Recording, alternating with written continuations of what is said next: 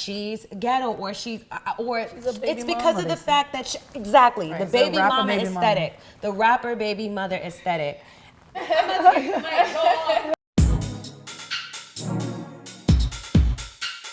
Welcome to the Black Beauty Club. This is a space to talk about beauty culture as it relates to Black people. And my name is Tomi. I'm Asmeret. And we are very excited today to talk about ghetto until proven beautiful, specifically focusing on pretty much classism within Black beauty. How do you guys even feel about the word ghetto? Ghetto was actually used to define an area. In the Holocaust, they would force people into tenements and whatnot. They would call these areas ghettos. And then that word made its way over to us, and we now use the term ghetto to not only describe our neighborhoods, but also a way to describe something that's of lesser value. However, I like to think of the word, I use ghetto and I add on the word fabulous, because to me, ghetto just means innovative. It means creative. You know, you might want this toy car, but the parent puts together a box with some wheels, and we'll call that ghetto. Mm-hmm. But what it is imaginative. She just answered it for all of us. That's absolutely. She just answered all of us. That's beautiful. This is really beautiful, and I hate to be the contrarian, but like, I kind of don't want to reclaim it. Like, when we try to reclaim it, we can't control it sometimes, and like, you have that context. So when you use it, like, it makes sense. When we use it, we're cool with it. Until somebody else uses it, then we're like, it's not. Yeah, because even when we say ghetto and we're talking about something as like low class or whatever, still not coming from like a, I don't know. Not a place of love. Yeah. I will randomly just be like, that's so trailer trash. I remember. I'm calling everything trailer trash. And then people will be like, and I'm like, what? This is a hella trailer park. The problem, just to like make people confront what they say when they say ghetto. Undergirding all this, I think, is just classism, though. Like to me, it's like poverty is not despicable. Ghetto doesn't make me feel bad about me or Black people or anything. It's just it's poverty. It's lack of investment. It's divestment. It's racism, right? Like, that's what I see in our country and this racist system. Anything that is Black is negative. Like, now we're taking the term ghetto and it equals Black, and that's what the real problem is. Yeah. That's the problem, exactly. In terms of trends, specifically that have been deemed ghetto in our community that are now trending. Braids. Baby hairs. Braids. Is it, what was it? With the doobie? with the bobby pin? Oh, the pins that they Really? had. When did that come back? No, there was a moment. It was brief. The Okay. rap with the doobies. Remember Rihanna had like the encrusted ones? Yeah. It was a moment. I really think that one didn't catch on because it's more difficult and skill based. I grew up in New York City. I'm a Brooklyn girl from Florissant. Been here my whole life. So I specifically remember a period of time where getting braids was deemed ghetto. I remember when Beyonce came out with Baby Boy. And when Beyonce was first out with Destiny's Child, she made the micro braids a thing. Yeah. So we moved from doing like the long braids into doing the micro braids where it was just a little bit of hair braided and the rest was wavy. And then we transitioned, remember that? For a long period of time, we had the braided styles where the ends were wavy or the ends were straight.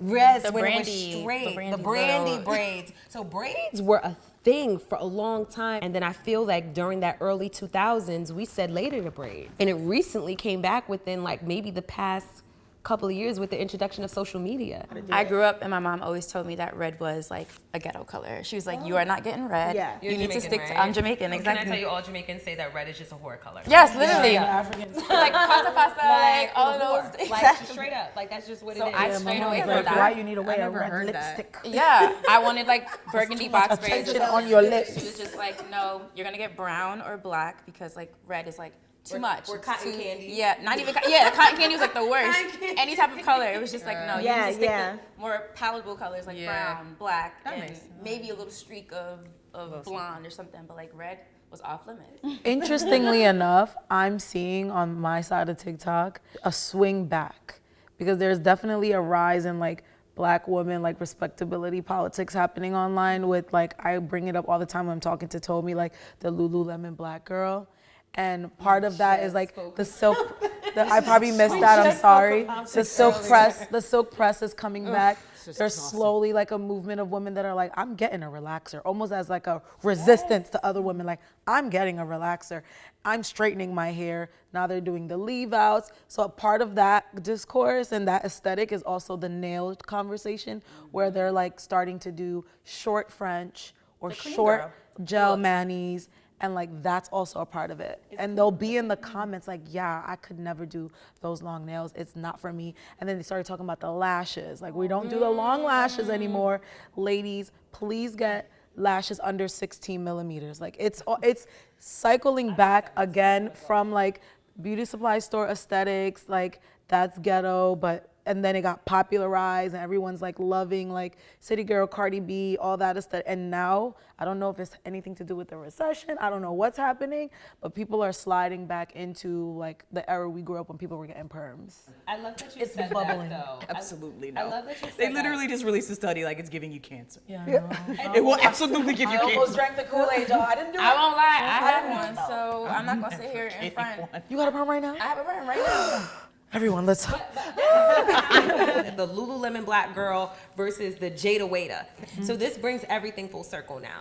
So it's almost as if there's this sense of elitism that I find within our community in particular, especially when it comes to beauty standards. We now have the clean girl or the soft girl aesthetic. Your hair looks a certain way, your lip gloss looks a certain way, you're just doing your brows, you are wearing nothing but tan and nude, And none of your this is kitchen new, is by the gray way. and white, you have a white tufted headboard. That is the narrative that's being rivaled with the Jada Waiter lifestyle, or what we would consider, what they consider to be ghetto. Don't say they. Whereas It's inside the house. it's inside the house, but the conversation is she's ghetto, or she's a baby it's because mama, of the they say. fact that exactly the It's baby a rapper mama baby mama. aesthetic, the rapper baby mother aesthetic.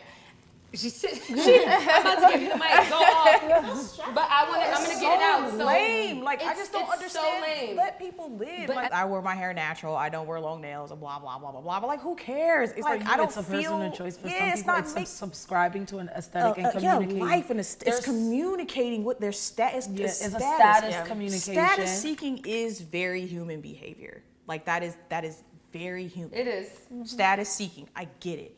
But it's sort of like, but why that? And why do you have to like, I guess if you are seeking status, someone has to be not status. And so That's therefore- exactly what it is. It is Yeah. our So community. then It's therefore like somebody who are has to who are the not haves be- and who are the have-nots. Yeah. That's Yeah. literally what it That's what I'm is. saying. And That's all capitalism, right? Like, it's really, fitness garment, I get it. It's like comfortable. It doesn't move. I get it. But like the specificity of the brand, the marriage to the brand, like that is so lame. it's funny. It's the It's- proximity. It's literally the proximity. Then there's also like suburban black women that are like, oh my God, they used to make fun of us and now all of a sudden they're I'm all still wearing making fun of you. I'm Lululemon. still making So fun there's of you. I still find it to be like, very interesting. there's still classism within the classism because now like they're like, God. they used to say like they didn't want to be around us. They used to make fun of us for being Oreos and now y'all want to wear Lululemon. So that's another Oh, so clap then back. it's like the original an Lululemon argument versus the within new an Lululemon? argument. Me, it's to the point like where I'm literally seeing People girls need like, hugs. oh wow, like Not you need guys hugs. are. I don't even want to go to Pilates anymore because now all the black girls. yeah, are there was a doing whole Pilates. Twitter There thing was about like, it. are you serious? It's like this sense of like.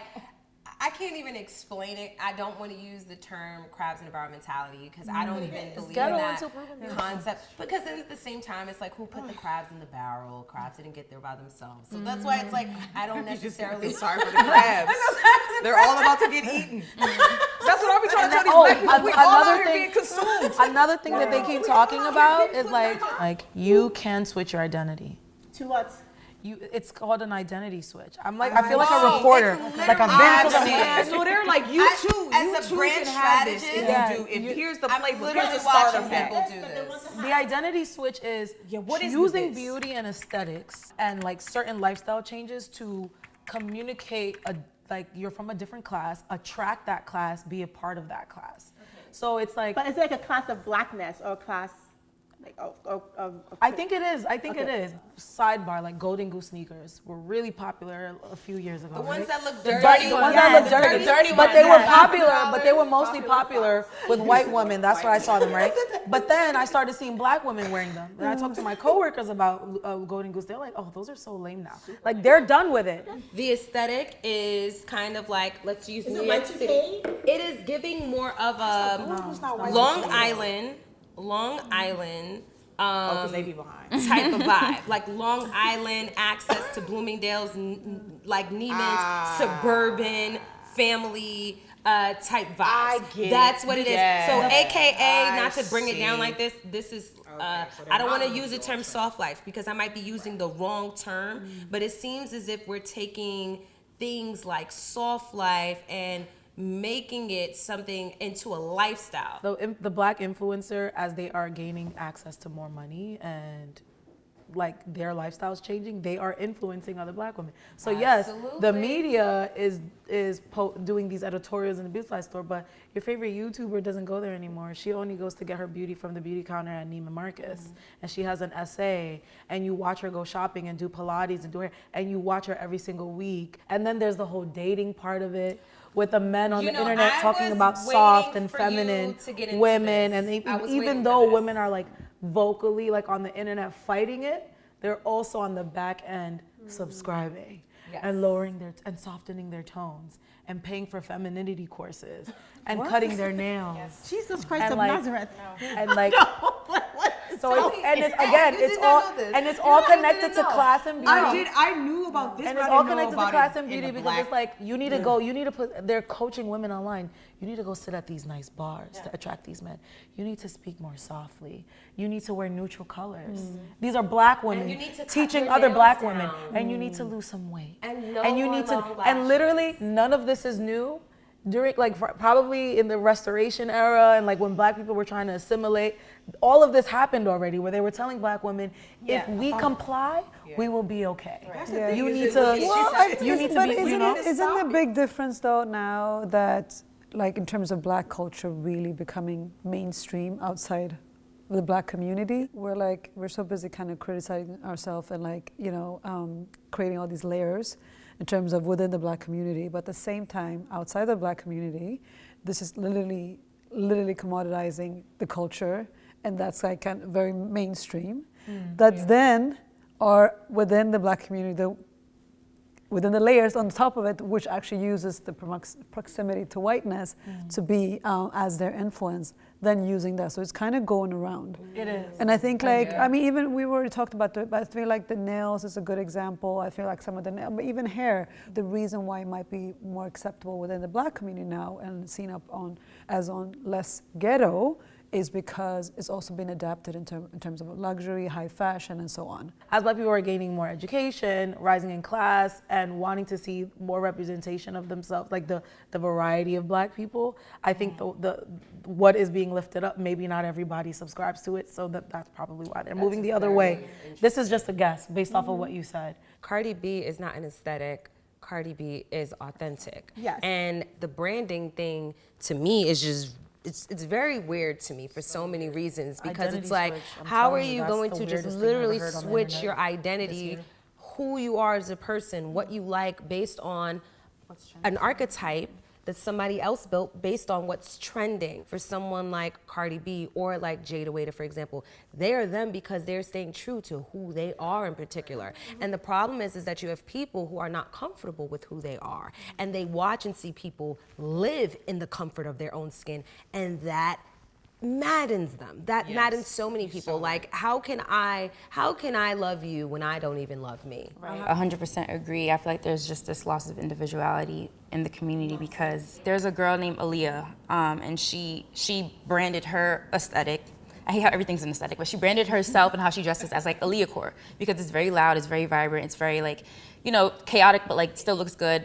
And everybody was just like, why do you dress like that? Like, you live in LA, it's hot, blah, blah, blah. She's just like, why are you wearing moon boots on the beach? She's like, this is how I dress, this is who I am. Like, y'all can keep your little clean nails and whatever, but like, this is who I am and stuff like that. And I feel like on TikTok, especially like amongst like black women and stuff, there's always like this push and pull of this girl's too loud or too vibrant or too ghetto, and the clean aesthetic is where we should be moving and stuff like that. And it's just like, no, black women are not a monolith. Like we can literally have the Aaliyah core, we can be clean if that's your steez, if that's, you know, if you are a streetwear girl type of, if that's where you, Be whatever you want. I think what makes it difficult is that when it comes to our aesthetics and beauty, it is political for us. Like, well, white women have their like pumpkin spice latte white women, and they're like Christian girl hard like edge tattooed white chick with the, you know, they have all of that, but it's not as political, I feel like. But then again, it is though, because the Christian girl autumn girls are all like down south, and they're like giving like Republican values. Yeah, so I think it's the same. They have a whole thing like traditional woman or something. Yeah, TikTok. yeah. So they're doing it too. Yeah, I just contradicted myself. We're losing individualism, and then, for example, turning into that girl. How can we all be that girl at the same time, as to where someone is rolling out a book by book play on how to be an it girl? What makes the it girl is that she has itch, because she's being herself. And the problem is that you can't copy an aesthetic of someone who's being themselves by trying to be someone who's just being themselves. I think like that's really great in theory, but I think the way everyone consumes content on the internet makes that impossible, especially when like every other person wants to be a content creator. You have to check a box. You have to fit an aesthetic. You have to signal and call to a certain group. Everyone is being marketed to. Like, as a society, we have shifted to thinking of ourselves as like walking billboards, like walking advertisements, walking like, this is my personal brand. Like the first time I heard that, I was like, what a personal brand? Like a personal brand? Like what the? I literally started thinking about my brand in my friend group. That's crazy. Jesus. I was in a dark place. The thing that I can connect to all of this is the need for external validation. I'm gonna bring up an example, Monique. The whole concept of wearing a bonnet outside, the whole concept of wearing a scarf outside, another theme that it's deemed ghetto. And it almost doesn't even matter at what point, what class you are in black. It's like, you don't go outside in a headscarf. You don't go outside in a bonnet. I had a situation one day where it was raining outside, and I had a silk press, and I had to get to a shoot. And I had to really sit there and think to myself, am I about to take off my bonnet and predispose my hair to this humidity for the sake of listening to Sister Monique because it's so ghetto, because it's ratchet, so on and so forth? And I think that's what the problem is. It's the sense of fear of being viewed as someone who is less, someone who is viewed as inferior. It's literally like taking the whip and whipping us back into shape to assimilate into something. Absolutely, because it's one of the reasons. So my son also, like, he has like locks. I remember when I was gonna lock his hair, my mom, she's always loved locks because she loves Bob Marley and reggae music and things like that, but she didn't think I should lock his hair. His dad also didn't think I should lock his hair because he was gonna go to private school. Is he gonna get in? Is he not gonna get in? And I'm like, if he's not gonna get into a school specifically because his hair is locked, then that's definitely a school that he does not need to be in for sure. You know what I'm saying? But my son got into an amazing school. Literally, if you go to the school's website, he's on the cover. If there's a book that comes out, he's on the cover. They want to show that they have this black boy in the school because he's authentically, with his locks, because he's authentically who he is. You know what I'm saying? So sometimes I know that there is there's a power that be in the systemic racism that we can't deny that exists. But I think there's sometimes also where we ourselves are doing the job of whipping ourselves into shape, whether it's through classism, elitism. That's why I think these conversations are super important though, because you have to acknowledge like the system is in place and it works on its own. Yes. Because the people who are in the system do the work. They do it. They're the enforcers. You don't like, I literally had a girlfriend, she's like, I'm in first class with a bonnet. Period. Wait, so can I just say, I have one of my clothes. Buy your ticket. No, there is just this unifying feeling of being on an airplane with a bunch of black women who got braids in their hair. There is just the energy about getting on a plane with a bunch about of to black have a girls good that got time. braids in their hair. It's like about to that's have it. a good We're all time, going girl. on vacation. We're all like it's just this sense of joy that I really feel when I see that we all are actually embracing these trends. But I think going back to what we were saying earlier, I think the thing about black people, black women in particular, we are taught to be everything but ourselves. We're taught to be obedient. We are taught to not talk back. We are taught to be submissive. We are taught to be independent. We are taught to be everything but just being us. All of this stuff that we're talking about happens in other communities too, period. We are not the only ones, but we are uniquely susceptible. We are uniquely hurt by these things because of where we are in the food chain, where we are in these like social hierarchies, right? That's why I feel like biggest expression or the most beautiful expression of black liberation is freedom, is being yourself. It's just being you.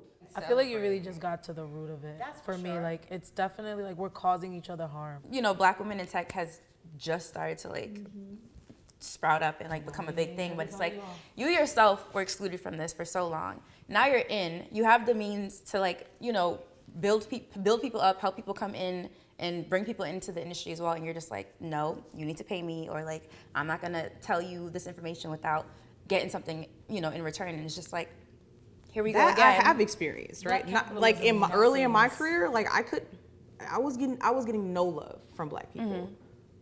Particularly people who were very like maybe I started a year or two before you. No, not an acknowledgement, not a hi at an event, not anything. That goes back to your point about the vulnerability. It's like, I'm letting you in, and once you're in here and you're next to me, we are now one in this room. Yeah. So I can't just let any black person That's in what here it is. next to I me, didn't realize because it was hurtful at the it could time, cost but me whatever you do. If you do anything wrong, and there's so much that you could do wrong. That Yes. and I don't know who raised you. Right, yeah. I don't know if you know which fork to use. I can't just let anybody in here because I had to do so much work to get in here. It takes so much unlearning to really do that. Do you guys have any like last thoughts?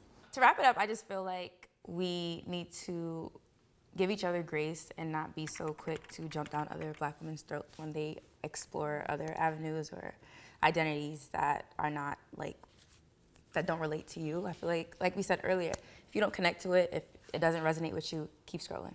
It's a constant unlearning. That's what I got out of this conversation, that when we talk about being the most vulnerable, I don't think I ever thought about it in this context and how that vulnerability causes us to cause harm to other black women. So just being conscious of like the beauty standards that you subscribe to. I know some people, they don't like to think pieces and you don't have to get super political about it, but then also respecting other people's choices. I would definitely say finding the beauty in individualism and the beauty in just being yourself.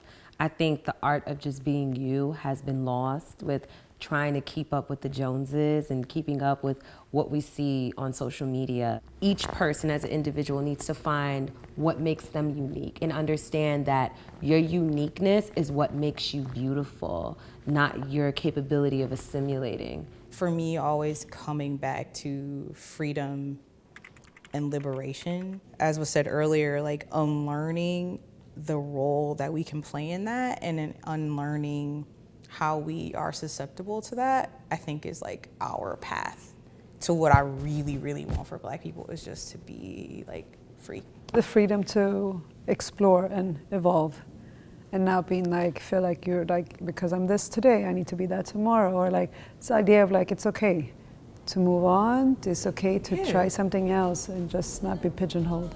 Right. I think that's freedom. Down for whatever you need.